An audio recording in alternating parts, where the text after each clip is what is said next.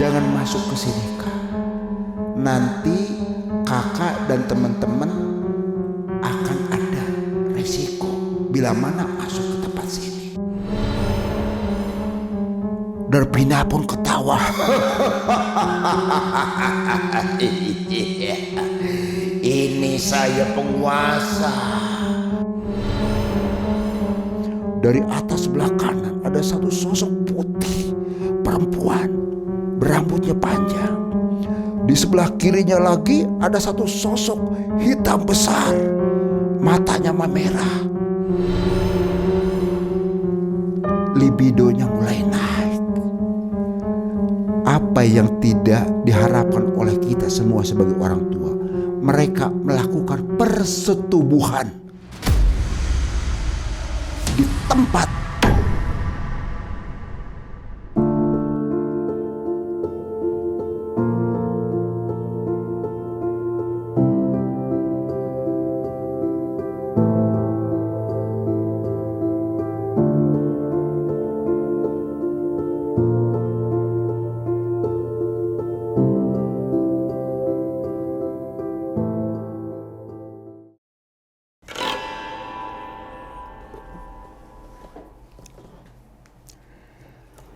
Bismillahirrahmanirrahim.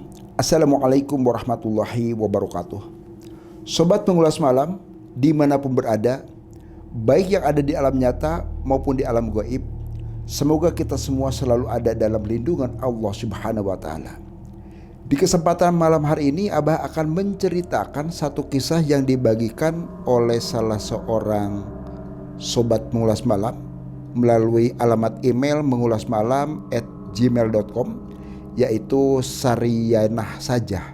Mbak Saryanah Saja ini membagikan satu cerita kisaran tahun 2011 di mana dia memiliki satu orang teman, yakni seorang teman kala itu masih sekolah SMA.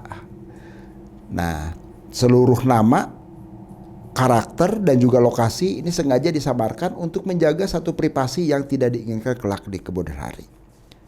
Jangan pernah skip tayang video ini supaya tidak gagal paham. Dan bila mana dari sobat Mengulas Malam punya cerita mistis, silahkan dikirim melalui alamat email di bawah ini. Insya Allah nanti Abah akan ceritakan.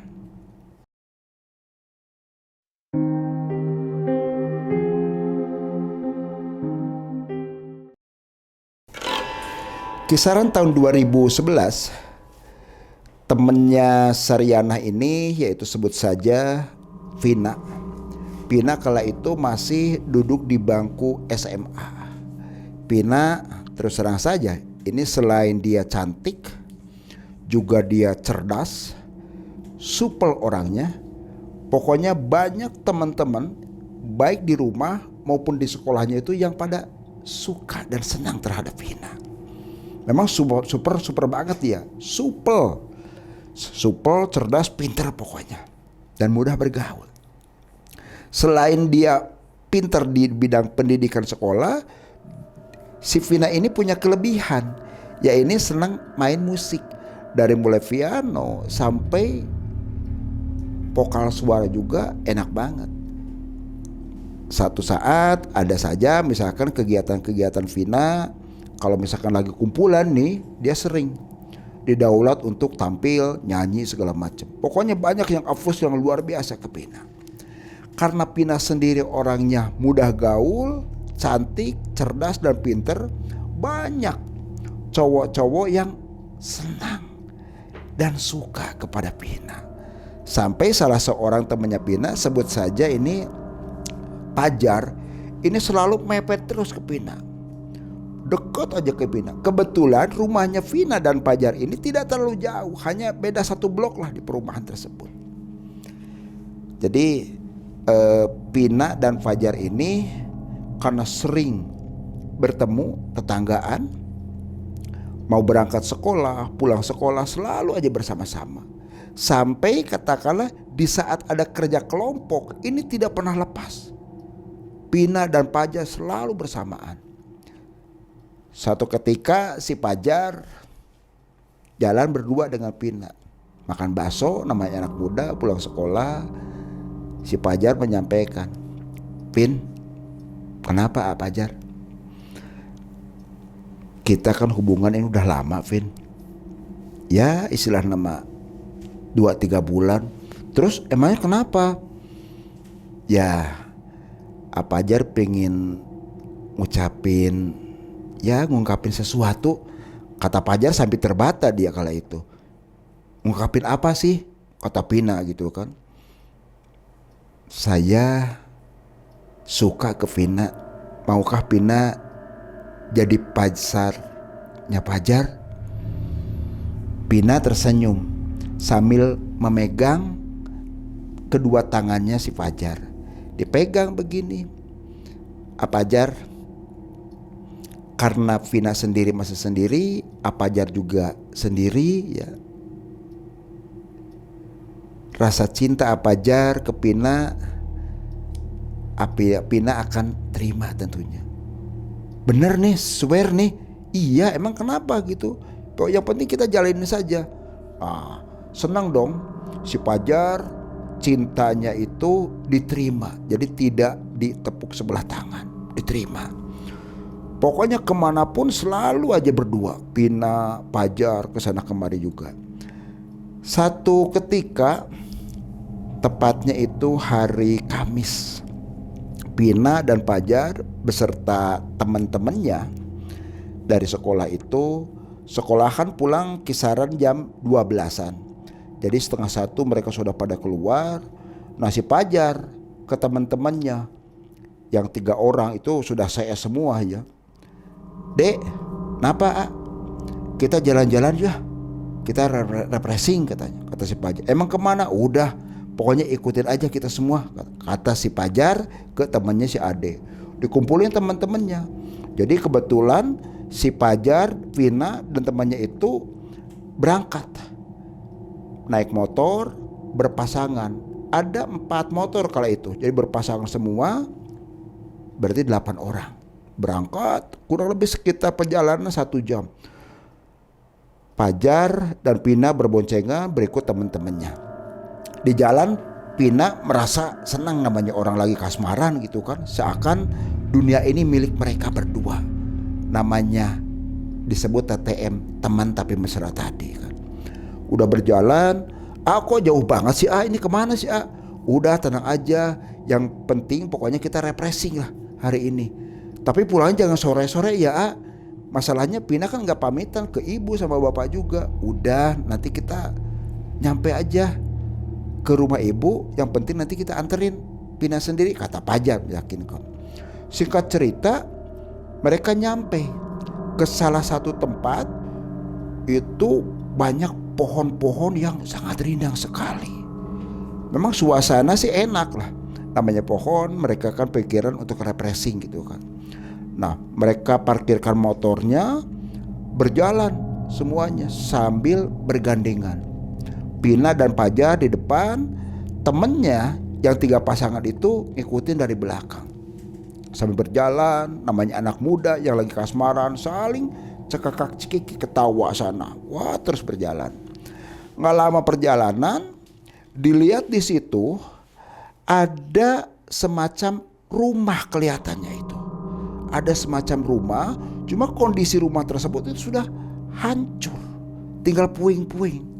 Begitu didekatin sama Fajar, Pina dan juga teman-temannya, ternyata di situ ada bekas pelang yang sudah hampir samar, yaitu ternyata bekas sekolahan yang lama sudah tidak berfungsi. Kondisi pintu masih ada, kaca sudah pada pecah, genteng juga sudah ada sebagian yang roboh segala macam. Nah mereka jalan terus. Pina ya begitu masuk ke wilayah tersebut, itu bulu kuduknya mulai naik, merinding. Tangannya, kedua tangannya juga mulai ada rasa menggigil. Kebetulan si Pina ini anak indigo.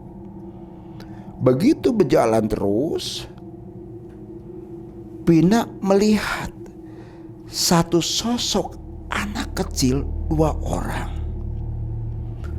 Wajahnya itu pucat pasi, Karena Pina indigo, dia bisa melihat dan dia bisa berbicara dengan hal-hal yang sifatnya makhluk astral. Kedua makhluk tersebut menyampaikan kepada Pina, memberikan satu isyarat. Kak Vina, jangan main di sini Kak, jangan masuk ke sini Kak.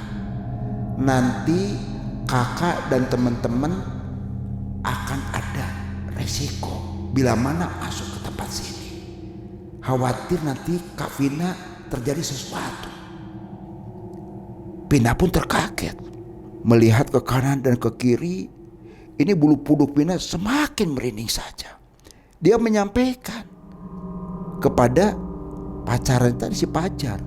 Pajar, udah kita pulang aja lah. Takut Pina di sini. Ini coba lihat ini, bulu tangan Pina ini sampai pada naik semua. Pina sampai menggigil banget ini, kayak kedinginan. Nggak lama si Pajar pun menjawab, nggak usah takut, kan ada Pajar. Tuh lihat tuh, mereka semua kan nggak ada apa-apa. Masa kamu jangan mengada-ngada lah Vin, jangan bikin takut kita. Kita kan kesini untuk refreshing. Pina pun dipaksa terus masuk ke dalam. Mereka berempat pasangan itu tidak tahu kalau tempat itu adalah tempat angker dan banyak penghuni astralnya. Mereka tidak tahu, hanya Pina saja yang bisa merasakan karena Pina indigo tadi. Masuk ke pintu terus berjalan.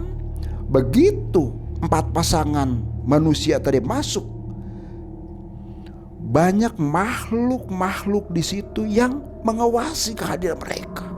Diawasin. Hanya Pina saja yang melihat. Dari atas sebelah kanan ada satu sosok putih, perempuan, berambutnya panjang. Di sebelah kirinya lagi ada satu sosok hitam besar, matanya memerah, mulutnya mengeluarkan darah dan bertaring seperti genderuwo yang Vina lihat. Coba lihat itu coba lihat itu ada makhluk hitam besar banget, kata Pina ke Pajar. Tuh di sebelah kanan juga coba lihat Pajar karena keterbatasan dia tidak melihat. Alah kamu Vin, jangan nakut-nakutin. Termasuk yang di temannya juga yang di belakang. Pina kamu ada-ada aja Vin, gitu kan. Nah, karena desakan dari teman-temannya dan pacarnya tadi si Pajar masuk, udah di dalam mereka berpencar semua, berpasang-pasangan. Pina sama Pajar, si Ade sama si Sari, dan temannya yang 2 lagi berpasangan pada masih ngambil tempat masing-masing. Kalau itu kehadiran mereka itu merasa terusik penghuni tersebut, pada ketawa, cekikikan segala macam. Namanya anak muda yang lagi kasmaran, berdua berpasangan, dipastikan pasti ada sosok yang ketiga.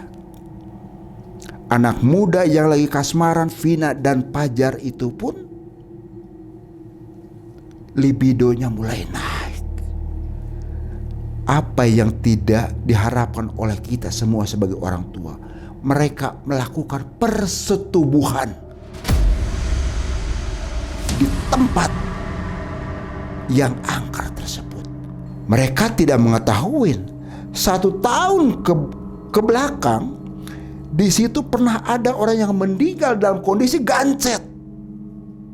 Karena makhluk-makhluk yang ada di situ merasa terusik, merasa dia terima, merasa dikotorin oleh sosok Pina dan si Pajar tadi.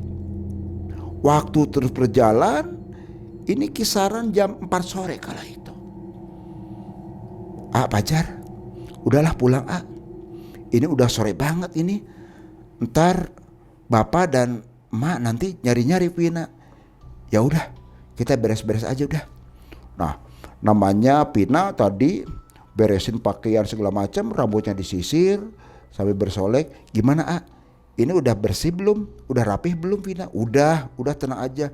Coba lihat ini belakang Pina, roknya Pina kotor enggak? Enggak, kata si Pajar meyakinkan ke Pina. Pulanglah 4 pasangan sosok muda-mudi yang lagi kasmaran tadi. Di saat berjalan mau pulang, Pina yang ada di belakang dengan Pajar itu seakan ada satu sosok yang mengikuti Pina. Pina menoleh ke belakang. Ada satu sosok hitam kelihatan jelas dengan Pina.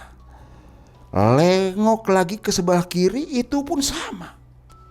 Berjalan terus Pina, baru dari situ Pina merasakan pundaknya Pina terasa berat banget.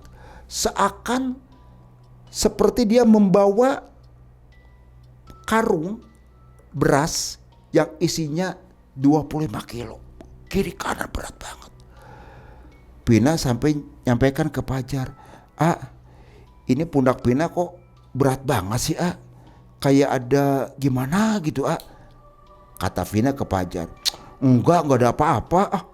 Nah, pembicaraan Vina sama Pajar ini terdengar oleh si Adi dan Sari yang ada di depan.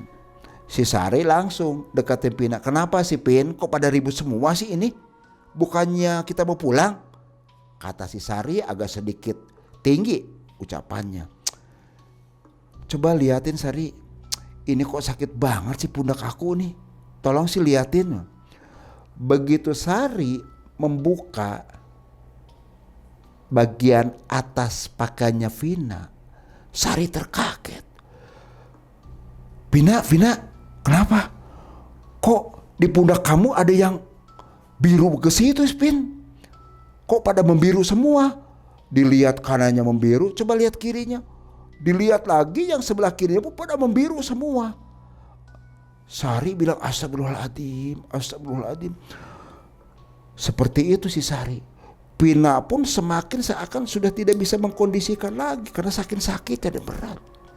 Pina teringat saat Vina di dalam sedang melakukan satu persetubuhan dengan si Pajar, itu seakan makhluk-makhluk yang ada di tempat sekolah melemparin batu dan pecahan-pecahan kaca. Untung pecahan kacanya sih tidak kena ke Vina. Cuma ada salah satu batu kerikil yang memang terkena ke pundaknya Pina, kiri dan kanan. Hal tersebut disampaikan juga ke si Pajar dan teman-temannya kala itu. Tapi mereka tidak merasakan apa-apa. Tidak tahu ada batu yang lempar, ada pecahan kaca yang nyamper ke situ. Nggak tahu mereka sendiri. Pina teringat, aduh, jangan-jangan ini makhluk-makhluk penghuni desa ini tidak terima kehadiran kita. Itu yang ada di benaknya Pina. Jalan terus, singkat cerita, nyampailah mereka ke rumah masing-masing berpencar. Waktu sudah menunjukkan sore, ya, sudah mau menjelang maghrib. Nah, Pina nyampe ke rumah, ditanya sama ibunya, sebut saja Ibu Isa. Pin, kamu dari mana aja? Biasa kamu kan gak pernah telat seperti ini. Kata Isa, ibunya Vina, ke anaknya tadi. Pina menjawab, maaf Bu, ini tadi Pina sama teman-teman lagi lakukan kerja kelompok.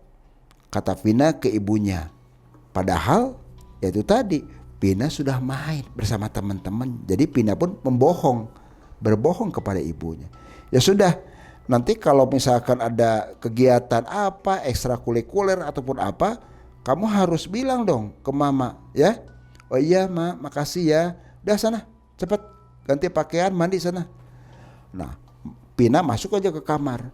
Begitu tasnya disimpan di atas tempat tidur, baru akan melepas pakaiannya. Ini badannya Pina terasa menggigil, seakan kedinginan. Tapi karena Pina sendiri tadi berhubungan intim dengan Pajar, dia merasakan tidak nyaman. Ya sudahlah, saya harus tetap paksakan mandi. Masuklah Vina ke kamar mandi dengan kondisi pasti menggigil tadi. Mandi, setelah selesai mandi, masuk lagi Vina ke kamarnya, ganti pakaian. Setelah itu terdengarlah bunyi azan maghrib. Setiap terdengar bunyi adzan maghrib, ini Pina tidak pernah telat sholat. Tapi kala itu ada yang menghalangi ke Pina. Seakan ada yang menghalangi betul-betul ke Pina. Pina pun tidak sampai melakukan sholat maghrib.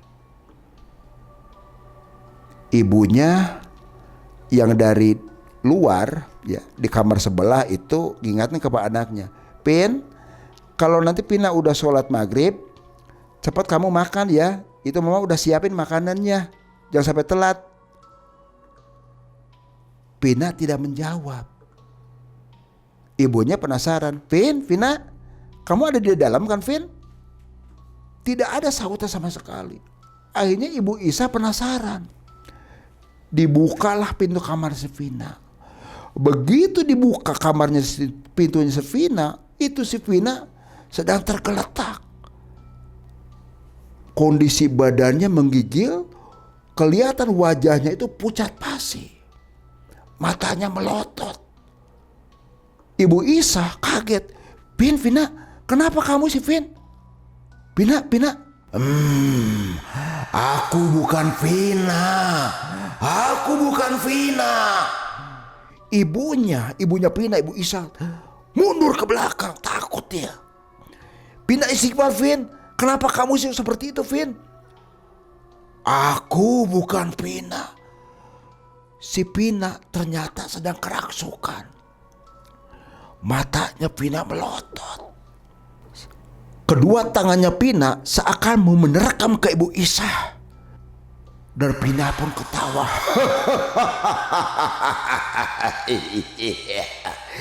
Ini saya penguasa siluman yang akan membawa anakmu si Vina. Ibunya Vina semakin ketakutan. Dia lari dan manggil bapaknya atau suaminya tadi, Pak Said. Pak Said kebetulan masih ada di musola.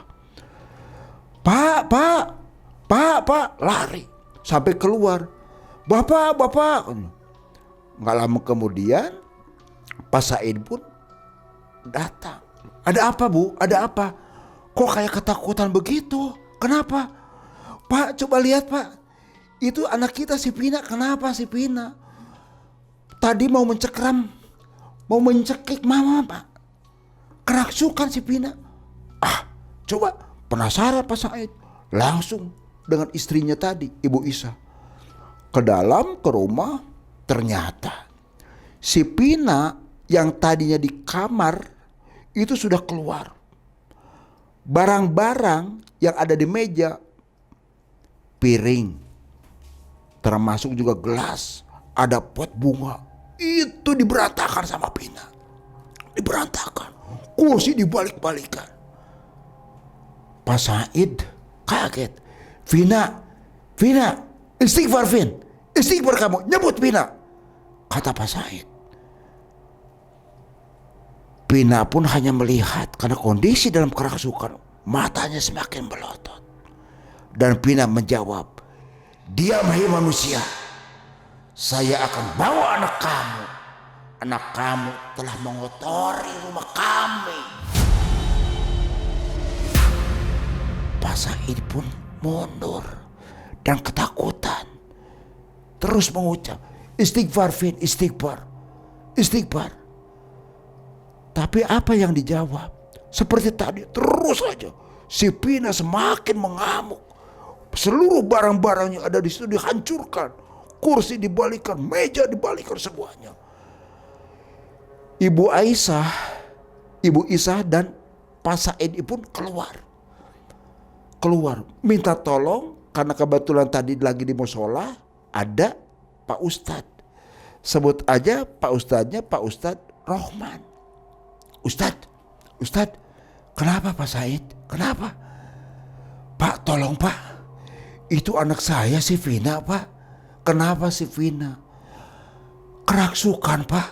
Barang-barang di rumah pada hancur semua, Pak. Nggak tahu kerasukan apa. Tadi dia bilang mau dibawa. Tolong si Pak Ustadz. Ya udah. nanti kita bareng aja ke sana. Pak Ustadz Rohman dibawalah sama Pak Said. Begitu kehadiran Pak Said ada di situ, Pina pun semakin menjadi. Hei kamu manusia, siapa kamu gerangan? Kata si Vina yang sedang kerasukan. Pak Said menjawab, saya manusia yang telah Allah ciptakan sempurna ketimbang kamu. Kamu sendiri siapa? Kata Pak Said ke makhluk yang merasuk ke tubuhnya si Pina. Saya adalah penguasa di salah satu tempat. Mereka telah mengusik dan mengganggu ketentraman kami. Mereka semua telah mengotori tempat kami di sini. Kami tidak terima. Kami akan bawa anak ini sebagai pengikut di tempat kami. Kata sosok makhluk tadi kepada Ustadz Rohman. Ustadz Rohman terdiam sejenak sambil membaca doa. Enggak lama kemudian Pina bereaksi. Seakan mau menyerang. Begitu Pina mau menyerang ke Pak Ustadz Rohman, wallahu a'lam bishawab, Rina pun terpelanting. Pina pun terpelanting, terguling. Pak Ustadz Rohman pun meminta ke Pak Said, Pak Said, tolong bantuin Pak. Tolong bantuin biar Pina ini tidak ngamuk kesana kemari Pak. Ya sudah, tolong dipegangin. Begitu dipegangin sama Pak Said dan tetangganya, ada yang memegang tangan kaki, mereka terpanting semua, mereka terpental semua sampai terguling. Astagfirullahaladzim, terguling, termasuk Pak Said juga bapaknya. Ustadz Rohman menenangkan kondisi situasi yang tidak kondusif tersebut. Pak, tolong baca sholawat dan istighfar Pak. Mohon perlindungan kepada Allah. Ini si Pina lagi betul-betul kerasukan, ini dahsyat banget ini.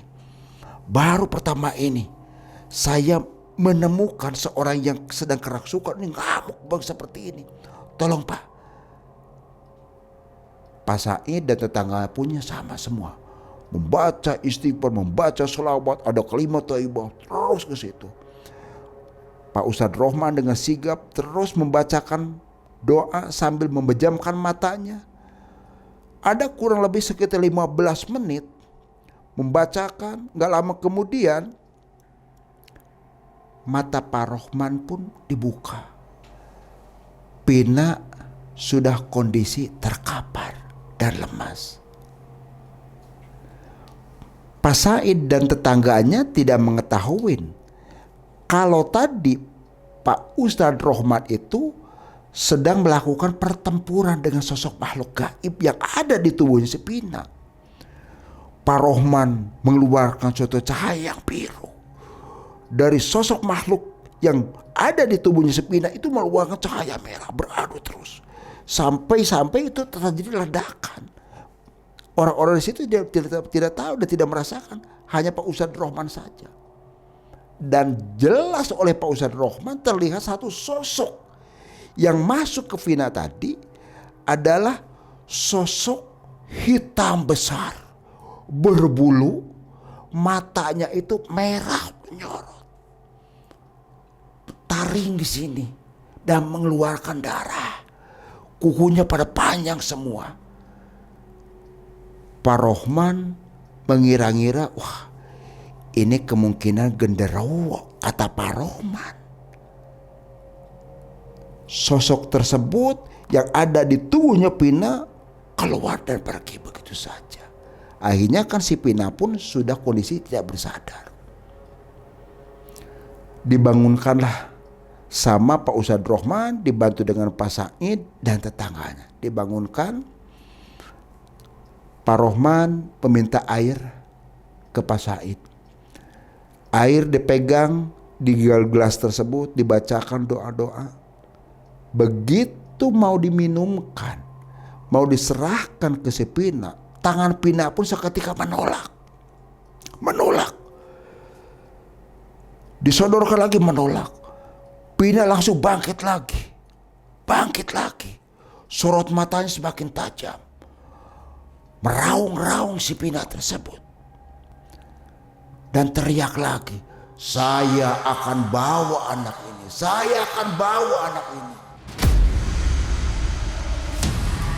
Pak Ustadz Rohman pun terkaget.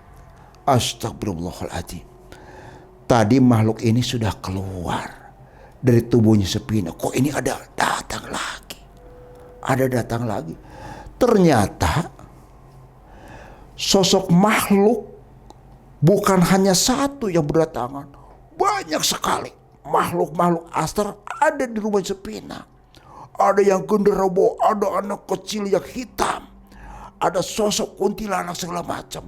Mereka pada datang semua, akan siap membawa rohnya si Pina tadi. Pak Ustadz Rohman dengan sigap terus membacakan doa. Ada kurang lebih sekitar 20 menitan.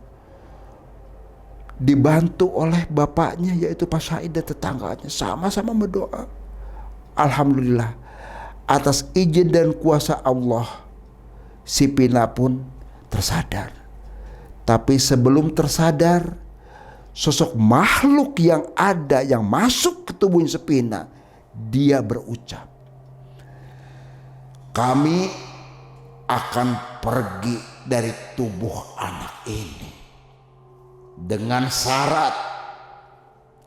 Yang pertama, kami minta sesaji, kembang setaman, kelapa hijau, dan juga ayam berwarna hitam pekat. Bila mana 3 persyaratan tadi kalian penuhi, kami pun akan pergi.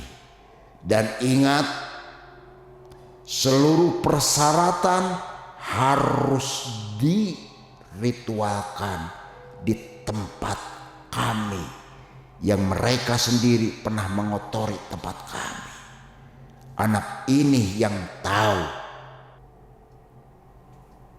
Udah suara menyampaikan begitu, dari sosok yang merasuk ke tubuh si Pina, Ustadz Rohman pun menjawab, hei iblis, hei demit, kami sebagai manusia, makhluk yang Allah ciptakan sempurna, tidak akan ngikutin apa yang menjadi kamu minta.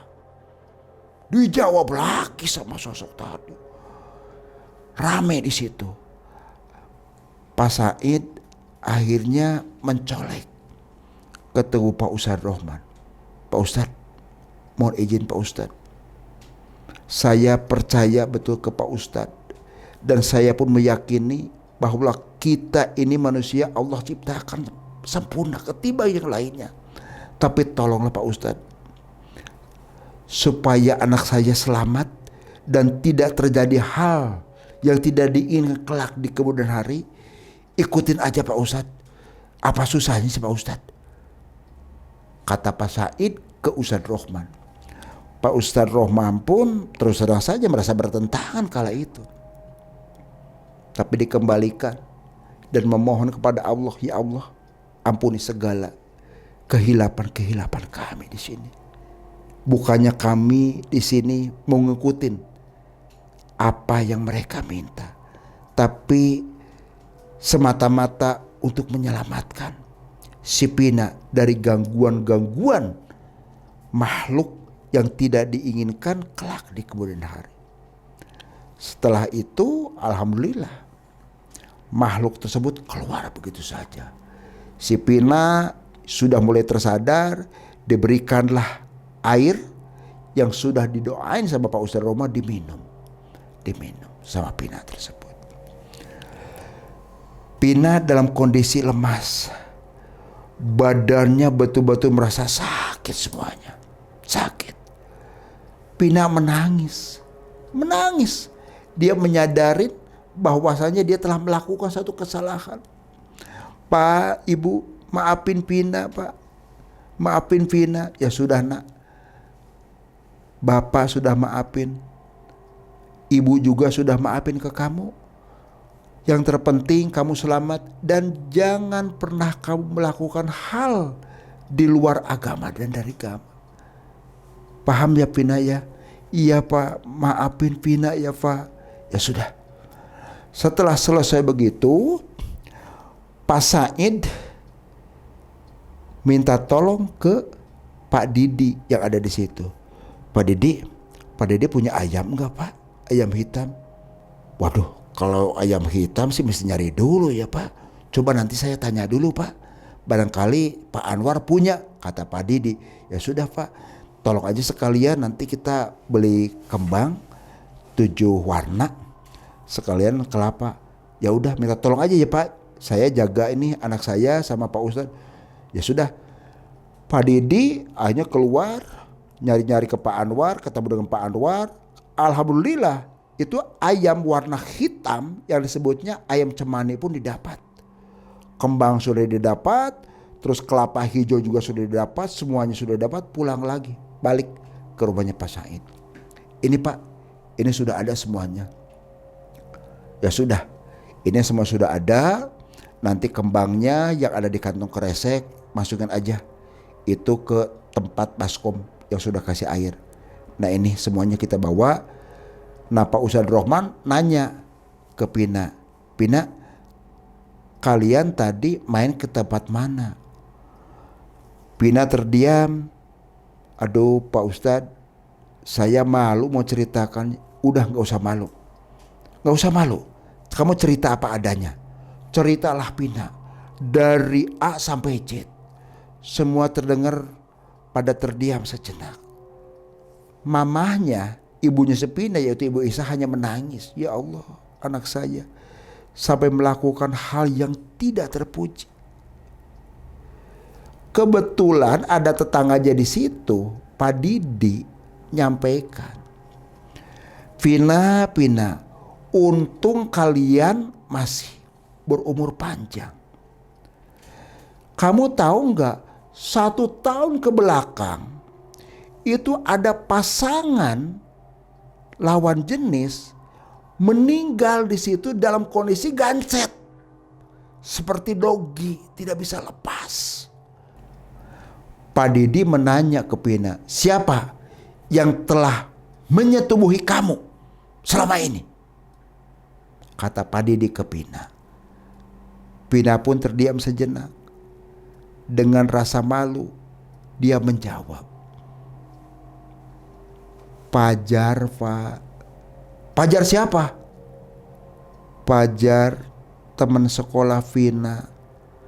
Itu anaknya Pak Hadi. Oh, anak si Hadi, kata Didi. Yaudah, nanti itu urusan bapak kamu, Said. Ya, urusin nanti sama si Hadi sama si Pajarnya supaya tetap mereka bertanggung jawab. Jangan enak begitu saja, kata Didi ke Vina di depan Pak Said, istrinya, dan juga ada Pak Ustadz Rohman. Waktu terus berjalan kurang lebih sekitar pukul 12 malam.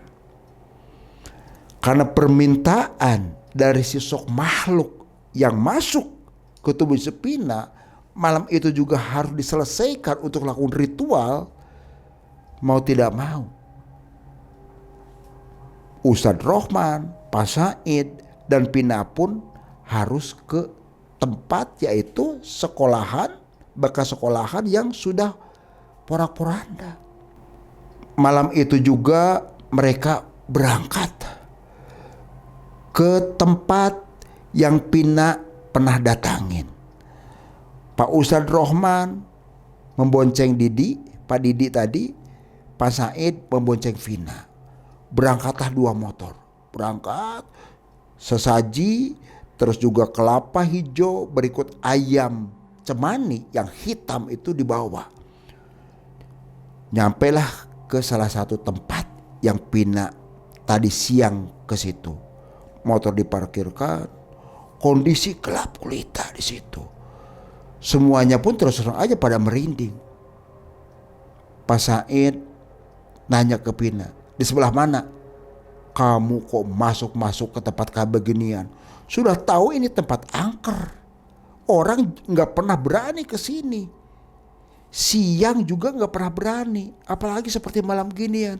Vina, istighfar coba Vin. Kata Pak Said sambil ngomel terus sejalan tuh. Pak Ustadz Rohman, sudah Pak, tenang semuanya. Disenterin terus masuk. Begitu masuk ke dalam sekolahan yang pintunya memang sudah tidak ada pintu di situ. Masuk ke situ disambut oleh makhluk-makhluk yang ada di situ. Ternyata hanya Pina saja dan Pak Ustadz Rohman yang melihat. Pak Ustadz Rohman hanya mengingatkan ke Pak Said dan ke Pak Didi, Pak tolong baca sholawat dan istighfar. Kalau Bapak bisa baca ayat kursi, ya baca aja untuk dibentengin. Jangan sampai nanti makhluk-makhluk di sini mengganggu kepada kita semua. Ya terima kasih Pak Ustadz, kata Pak Said dan Didi. Masuk. Gak lama Pak Rohman menyiapkan sesaji dan juga ayam cemani berikut kelapanya. Ayam cemani sudah disiapkan, dipotonglah ayam cemani tersebut. Dipotong dan meluarkan darah. Tetesan-tetesan darah itu terlihat oleh si Vina. Makhluk-makhluk yang ada di tempat tersebut itu pada berdatangan. Mereka berebutan semuanya mencicipin darah yang masih segarnya dikeluarkan dari ayam cemani tersebut. Pina yang melihat. Dan Ustadz Rohman pun hanya sekilas saja melihatnya.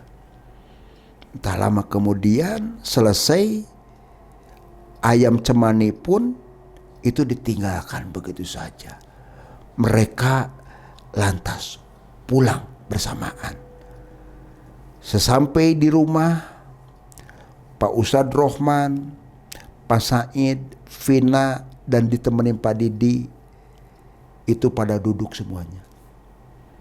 Pak Said mengundang ke ibunya, ke Ibu Isah, Bu, tolong buatkan air dulu Bu.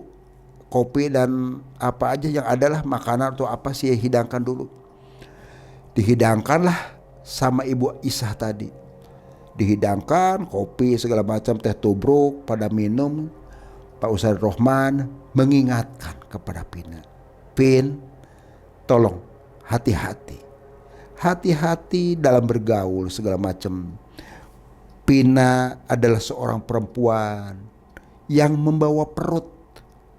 Hati-hati. Jangan sampai nanti Pina yang sudah digagahin orang, kalau hamil bagaimana? Siapa yang tanggung jawab? Terus nanti bikin aib keluarga. Malu coba Vin, kata Pak Ustadz Rohman. Pina hanya terdiam dan mukanya pun tertunduk lesu. Mengucap mohon maafin ya Pak ya Ibu ya, di depan Pak Ustadz tadi. Ya udah sama-sama, mudah-mudahan aja ini tidak terulang lagi sama Pina. Dan yang pasti apa yang Pak Didi tadi sampaikan, si Pajar sama bapaknya si Hadi itu nanti suruh datang. Selesaikan bagaimana secara keluargaan. Itulah sobat, sekali lagi, di mana kita mendatangin satu tempat, satu wilayah, jangan pernah kencing sembarangan. Bila mana kita mau kencing, kalaupun kepepet, ya setidaknya kita dehem dulu lah. Karena di antara kita ini Allah telah ciptakan manusia dan jin dan yang lainnya. Supaya apa? Kita selaras hidup kita sendiri, tidak saling mengusik dan tidak saling mengganggu. Demikian disampaikan, mudah-mudahan kisah yang dibagikan oleh Sarianah saja ini kita jadikan satu pelajaran buat kita semua. Ingat sobat, jangan pernah takut jin dalam bentuk apapun, geprek dengan keimanan dan ketakwaan kita kepada Allah Subhanahu wa taala. Ingat sobat, kamu tidak sendirian. Wassalamualaikum warahmatullahi wabarakatuh.